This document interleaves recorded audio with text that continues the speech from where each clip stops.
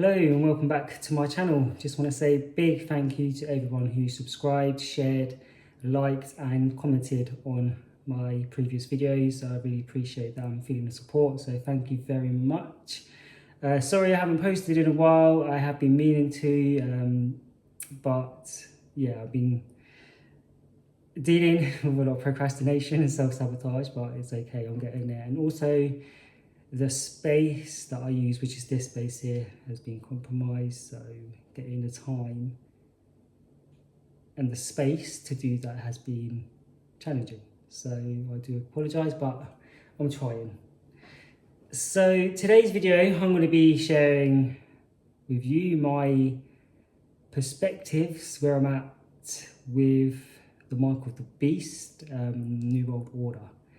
It's a topic that has been covered by many over the years, so feel free to go and have a look at some of those videos if you want to. It's also referenced in the Bible. Yes, I'm referencing the Bible, and yeah, I'm referencing the Bible here. I'm not a big person or big Bible religious follower, so to speak. More on my own spiritual path here. So yeah, the New World Order is essentially said that there'll be like one government, one system, kind of that rules all. There's going to be just one thing, one way for everything. Essentially, is I'm going to go with, based on what I've learned over the years, is essentially a way of control. And the Mark of the Beast is said to be some form of potential microchip or identification, like a barcode or something like that. So I'm going to try and get what's in here out here. So bear with me on this. So the government, or they, let's go with they or them, whoever you choosing them to be. Where am I going with this? So there's a New World Order, Mark of the Beast, said to be a control. That's a way to control the masses or the collective. And with us moving forward, there's a lot of talk about us going to digitization, so digital currency, which to some degree, there's probably benefits to it, but then there's pros and cons with everything.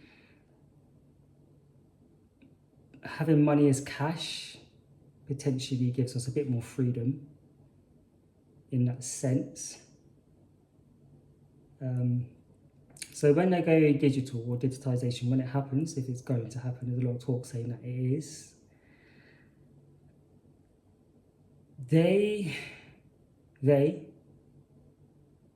it could be part of a bigger agenda that we just may not see or be aware of. So what am I getting at here? So, for instance, that could open us up to potential threat or vulnerability in terms of cyber attacks, meaning we could get hacked and someone could hack us and who knows what, money, identity and all of that. So that could potentially leave us even more vulnerable to cyber attacks in that respect.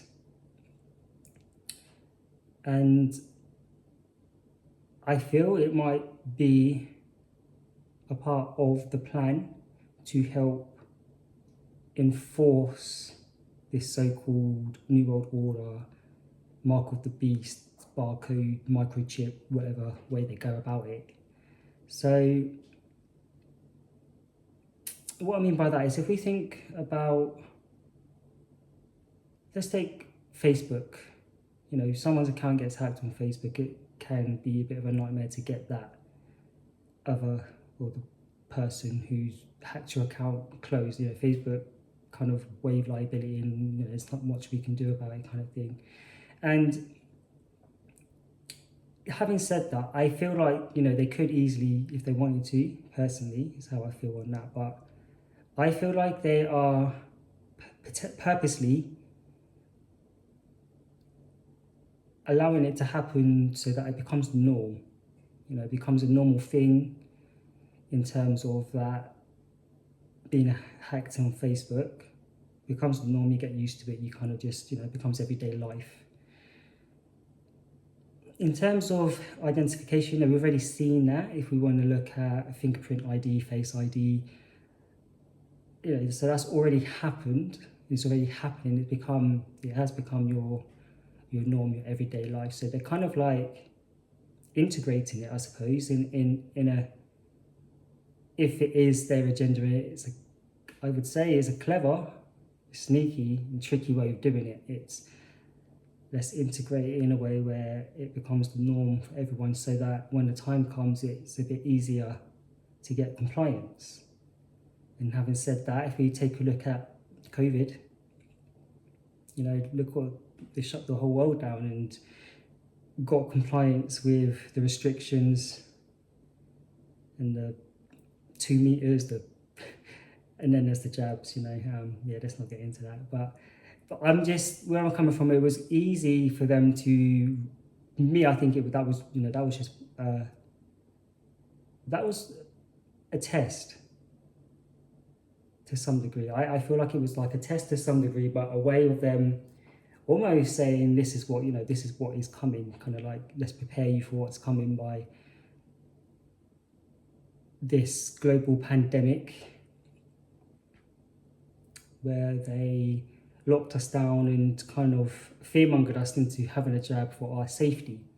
So when it comes to this whole digitization and online and identification, scanning, checks, whatever it is that they're going to do, it's kind of like it's already happening, so that we warm up to it and be okay. So when it goes online and we potentially are open to cyber attacks and people hacking our accounts, they're going to be like, well, could it be the same thing as Facebook? We don't actually know who's who to that respect. So the only way forward, or the only way around it, is to enforce this, which ensures or protects your safety. So they'd be coming at a safety element, which is, when it comes to fear is about feeling unsafe. The ability to not feel safe. This is why the fear-mongering tactics are so easy, because we as mammals, safety is key. We have to feel safe to survive. If we're not safe, we struggle to survive and thrive. But having said that, there's also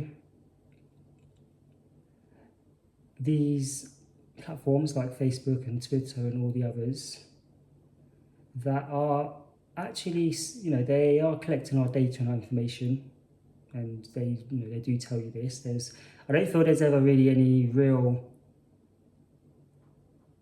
true transparency about how they're collecting it and what they're doing. They fill up these terms and conditions with so much jargon, but it is there. They are telling you that they're collecting information, but they're also they are also selling your information, and you're not getting a look in. Like, no one's giving you any money. It's your information. Like, you should be getting paid, right? But that also leaves you open again, I guess, in a vulnerable way, even maybe safeguarded way. There's a lot of people using these apps with a lot of information from all ages. So that could be, in that respect, quite, I'm going to go with the word dangerous as a lack of a better word, but you see where I'm going with this. So we've got all these apps that are tracking you, taking your information, they're selling it to whoever they're selling. You don't know who they're selling it to, and then who's buying it, who's selling it again, and that is, that leaves you open to a lot in terms of being vulnerable. Then what if, when we go digital, it's your information is being sold, someone hacks your account, commits a crime, and then links you to a crime in a country you haven't even been to. And, you know, if you think about that as a potential, you know, I'm not saying this to, that is fact, or I'm not saying this to put fear on anyone. I'm just saying, you know, let's think about it differently, like what is going on and how are we going to get, you know, how are we get into these places? Could this potentially be a way in which they are going to sneakily do it, allow it, and enforce it? You know, so our information is being sold. We're going online, which opens us up to being vulnerable for cyber attacks, and anyone can have your information. You know, someone in Colombia commits a crime, and, you know, next thing you know, well, we don't know who's who. You know, we've seen this with Facebook. We don't know if it's actually you or actually not you. So the easiest way around this is going to be to enforce this microchip or barcode or whatever it is that they're going to do moving forward, if it's going to happen. So I have to put, you know, I have to say that as it is, because I'm not saying this as 100%. This is just where my mind took me in how I was seeing this. So I just thought I wanted to share that with you. And yeah, so that concludes that video. Could that be a way in which they are already enrolling it or enforcing it by making it the norm? It's already happening. We're already doing a lot of it. So it's like a kind of a subconscious thing. It's okay, we're already doing it. When it comes in again, we just, you know, roll over and do it. Could COVID have been the real test to see compliance, using safety and fear mongering as a way to do that?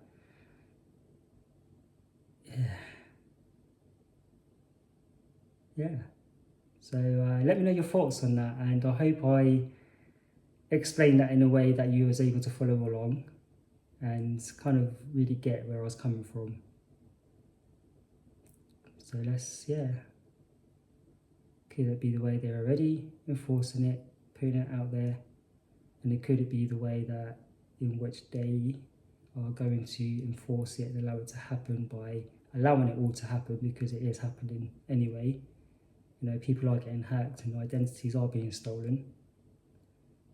But, you know, that does raise a big, massive concern in safeguarding around the children, because, you know, there's a lot of people out there with not so good intentions or agendas when we look at what's going on in the world today, and, you know, what's happening with the kids, and then what's going on in the world with Diddy. And, you know, could it be something more? Could it be linked to a massive organisational ring of crime and trafficking and money laundering and everything else that's going on? Could it all be linked? Could this be the way in which they've been hiding it? If it's been going on and been happening for this long, you know, could this be the way that they're doing it, from the elites to the music industry and Hollywood and the churches and cults, you know, government? Could they all be in on this, like the apps? Could it all be a way in which it's been allowed to happen, but also linking you into it somehow with your information? You know, if these crimes are happening, what's to say that you're not, you know, by using the apps and giving your consent, what's to say that's not you giving your consent, because you're sending your information, you're allowing your information to be sold, and that's how they might use it against you, kind of thing. So yes, I know that sounds quite conspiracy, but, you know, that's just where I'm at. And if there is any truth in this, then I guess the conspiracy is true. But I'm not saying 100% I'm certain that is what's going on, what's happening. I'm just saying that could potentially be a way in which it is happening and it is being done, and how they're linking us into it to enforce this new world order. So yeah, thank you very much for watching. If you made it this far, I'm very grateful. Feel free to let me know your thoughts on this in the comments. If there is anything anything in particular you might want me to cover, then feel free to drop a message in the comments. I'm not promising anything, but I will do my best. So thank you very much. See you later.